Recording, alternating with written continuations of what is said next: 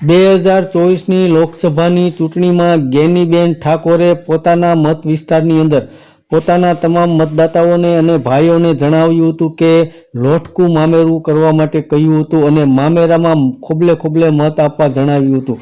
ત્યારે અમરેલીની લોકસભાની સીટ ઉપર જેનીબેન ઠુમરને ટિકિટ આપવામાં આવી છે અને જેનીબેન ઠુમર કોંગ્રેસમાંથી ચૂંટણી લડી રહ્યા છે। ત્યારે પરેશ ધાનાણીએ એક સભામાં કહ્યું હતું કે જેનીબેન ઠુમર અમરેલીના પુત્રી છે, અમરેલી તેના માટે પિયર છે, તો અમરેલીના ભાઈઓએ લોટકું મામેરું કરવું જોઈએ। અમરેલીના ભાઈઓએ, અમરેલીના મતદાતાઓએ લોટકું મામેરું કરી અને જેનીબેન ઠુમરને ખોબલે ખોબલે મત આપી અને બહુમતીથી જીતાડવાનું આહવાન કર્યું હતું।